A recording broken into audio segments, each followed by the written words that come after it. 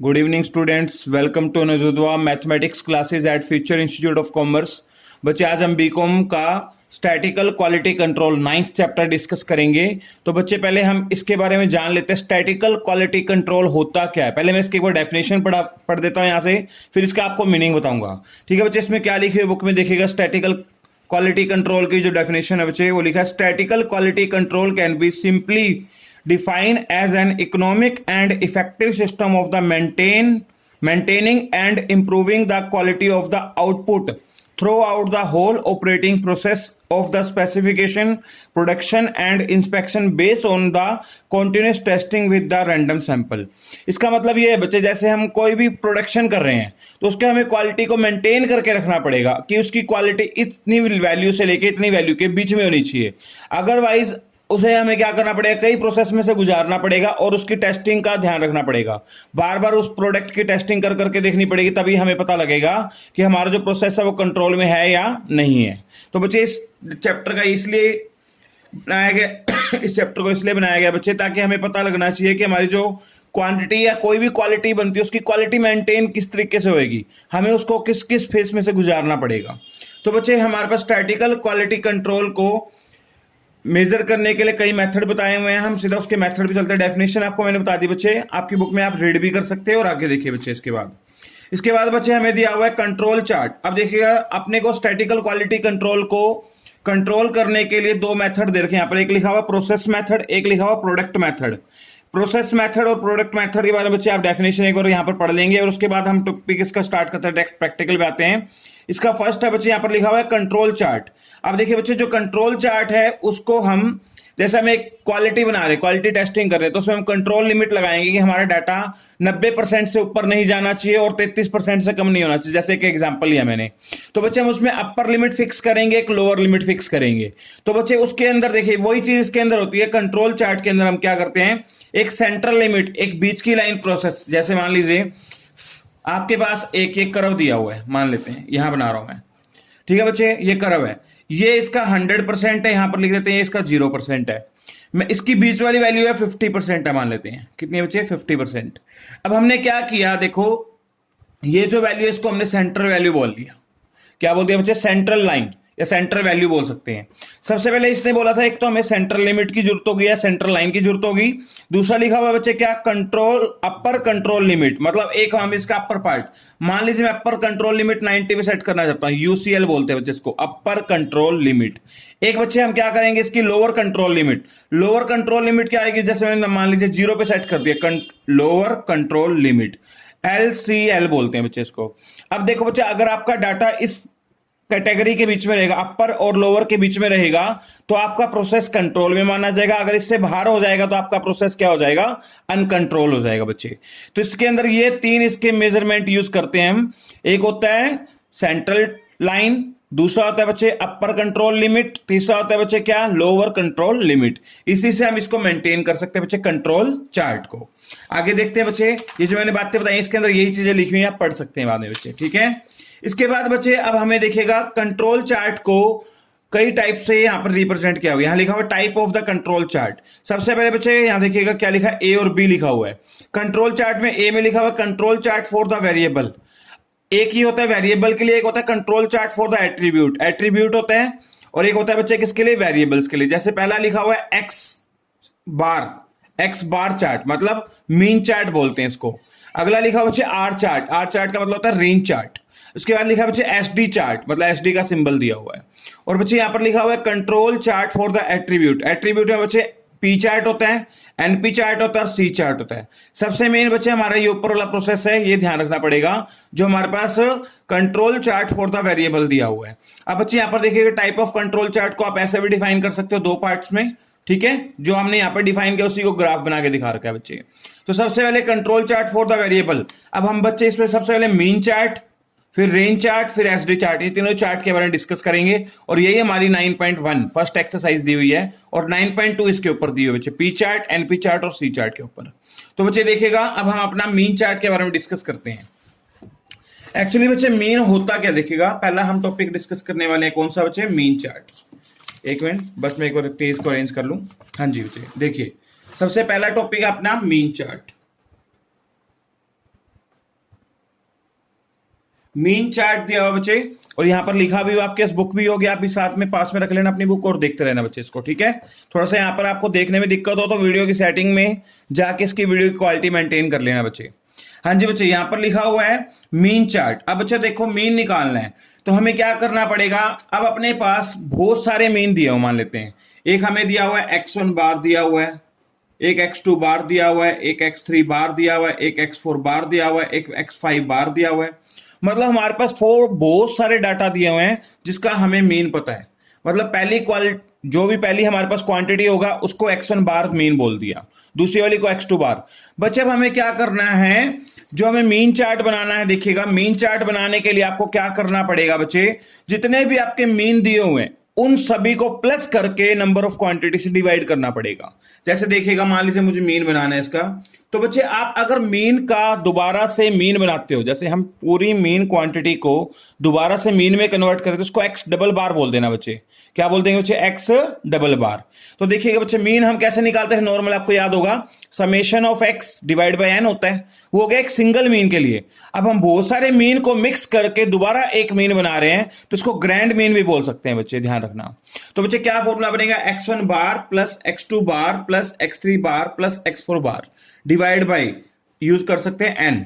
N यहां पर किसको रिप्रेजेंट कर रहा है, नंबर ऑफ मीन्स को। तो बच्चे ये आपका मीन बनाने का तरीका हो गया, इसको बोलते हैं ग्रैंड मीन बोल सकते हो बच्चे, आप क्या बोल सकते हो, ग्रैंड मीन। तो बच्चे इसमें ये जो चीजें मैं बता रहा हूं ये बुक के अंदर भी लिखी हुई हैं, बट मैं आपको डायरेक्ट बता रहा हूं कि ये चीजें इसके अंदर दी हुई हैं। थोड़ा सा आपको अगर लग रहा है तो मैं यहां पर एक बार लाइन पढ़ के दिखा देता हूं, देखिए मीन चार्ट के लिए, this chart is constructed for the controlling the variation in the average. ये चार्ट किस लिए यूज करते हैं बच्चे, बोल रहे हैं ना यहां पर controlling the variation in the average quality. बच्चे जो एवरेज क्वालिटी होगी उसकी अपने को वेरिएशन, उसमें कितनी चेंजिंग हो रहा है उसको मेंटेन करने के लिए, of the standard product of the production process. अब बच्चे इसका प्रोसीजर दिया हुआ है, क्या क्या प्रोसीजर है वो मैंने यहां पर आपको मीन ग्रैंड मीन निकालना सिखा दिया। आगे चलते हैं बच्चे, इसके बाद बच्चे हमें देखिएगा यहां पर जो मैंने फॉर्मूला आपको लिख के दिया हुआ है, बुक वाले ने फॉर्मूला में यहां पर दिया हुआ है, यहां पर लिखा हुआ है एक्स डबल बार, ध्यान से देखिएगा इसका क्या फॉर्मूला लिखा हुआ है, x1 प्लस x1 बार प्लस x2 बार प्लस x3 बार प्लस ये कहता है एक्स के, इसको पता नहीं कितनी वैल्यू है तो के तक मान रहा है, divide by number of samples, मतलब नंबर ऑफ सैंपल्स का मतलब जितने मीन को आप प्लस करोगे उतनी क्वांटिटी से डिवाइड कर दोगे। ये बच्चे नंबर ऑफ सैंपल्स को के से रिप्रेजेंट कर रहे हैं, हमने किससे रिप्रेजेंट कर दिया, एन से। वो मैटर नहीं करता, वो आपकी मर्जी बच्चे, आप के भी लिख सकते हो और एन भी लिख सकते हो। अब इसको बच्चे देखो क्या लिखा हुआ है यहां पर, डबल बार को हम क्या बोलते हैं, ग्रैंड मीन बोलते हैं, जो आपको मैंने बोला था। और सीएल का मतलब सेंट्रल लिमिट, यूसीएल का मतलब अपर कंट्रोल लिमिट, और इसके लिए बाकी क्या होता है बच्चे, लोअर कंट्रोल लिमिट। अब बच्चे हमें क्या करना पड़ेगा, जो एक्स डबल बार है ना, देखिएगा हमने शुरू में तीन बातें बोली थी, एक तो हमें चाहिए होगा सेंट्रल लिमिट या सेंट्रल लाइन बोलते हैं बच्चे इसको, एक हमें चाहिए सेंट्रल लाइन, दूसरा हमें क्या चाहिए, अपर कंट्रोल लिमिट, तीसरा हमें क्या चाहिए बच्चे प्रोसेस में, लोअर कंट्रोल लिमिट। ठीक है बच्चे।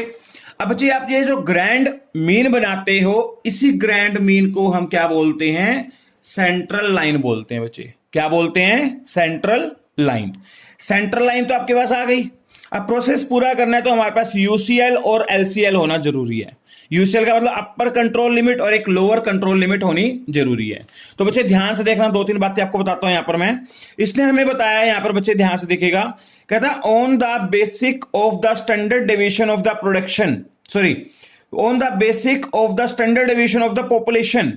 अब बच्चे पॉपुलेशन के एसडी, पॉपुलेशन को हम ऐसे एसडी से रिप्रेजेंट करते हैं। देखिए अब बच्चे इसमें कह रहे हैं आपको कंट्रोल लिमिट बनानी है, एक अपर बनानी है, एक लोअर बनानी है। अगर आप एसडी के बेस पे यूज कर रहे हो तो आपको ये वाला फॉर्मूला यूज करना है, मतलब स्टैंडर्ड डिवीजन के बेस पे यूज कर रहे हो तो ये वाला फॉर्मूला यूज करोगे। दूसरा on the basis of the quality control factor, एक क्वालिटी कंट्रोल फैक्टर होते हैं, जैसे इसने यहां पर लिखा हुआ A2 और आर बार। आर बार का मतलब रेंज का मीन निकाल रखा है बच्चे इसने। अब आपको ये डाटा देगा तो आप इससे अपर कंट्रोल लिमिट बना सकते हो और लोअर, एक आप इससे बना सकते हो। दो मेथड है इसको सोल्व करने के लिए, जैसे वो कंडीशंस देगा हम वैसे ही यूज करेंगे। तो मैं एक बार यहां पर लिख देता हूं ये चीज भी जो आपको चाहिए, देखिएगा। अब आपको बच्चे अपर पहला ए पार्ट है इसमें, on the basics, on the basis of standard deviation. Standard division किसका? ऑफ पॉपुलेशन का। किसका बच्चे? पॉपुलेशन का। तो बच्चे देखिएगा इसमें अपर कंट्रोल लिमिट बनाने का जो फॉर्मूला है, अपर कंट्रोल लिमिट, इसका फॉर्मूला होता है बच्चे एक्स डबल बार। एक्स डबल बार का मतलब अभी बताया था आपको बच्चे मैंने क्या? ग्रैंड मीन, या तो आप बोल सकते हो ग्रैंड मीन या फिर आप बोल सकते हो centre line. X double bar में बच्चे आपने प्लस करना है 3 times of s d divide by root n. ये बच्चे इसका अपर कंट्रोल लिमिट का फॉर्मूला हो गया। क्या हो गया बच्चे? अपर कंट्रोल लिमिट का फॉर्मूला हो गया। अब बच्चे हम इसका बनाना है लोअर कंट्रोल लिमिट बनानी है, मान लेते हैं।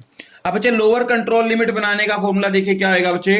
डबल एक्स बार माइनस कर देना बच्चे यहां पर 3 times of s d divide by root N.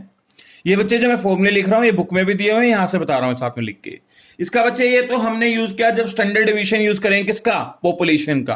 अब जो दूसरा पार्ट है बच्चे यहां लिखेंगे on basis of quality control factor. Quality control factor, कौन कौन से क्वालिटी कंट्रोल फैक्टर होते हैं? एक तो बच्चे यहां पर इसने A2 दिया हुआ है और एक इसने लिखा हुआ है आर बार। आर बार का मतलब क्या होता है बच्चे? रेंज की एवरेज निकालना। अब आपको थोड़ा सा इसके बारे में डिटेल में बताता हूं क्या क्या है। ये फैक्टर अगर आपको इस मेथड से यूज करने के लिए बोलेगा तो बच्चे आपको ये चीजें गिवन होती हैं। A2 दिया होगा, रेंज का लिंक दिया होगा, कुछ ना कुछ आपको जरूर बताएगा बच्चे। इसका जो फॉर्मूला है बच्चे, इसमें अपर कंट्रोल लिमिट निकालने का जो फॉर्मूला है बच्चे वो है एक्स डबल बार प्लस यहां पर आ जाएगा A2 इंटू आर बार। क्या आ जाएगा बच्चे? A2 into are bar.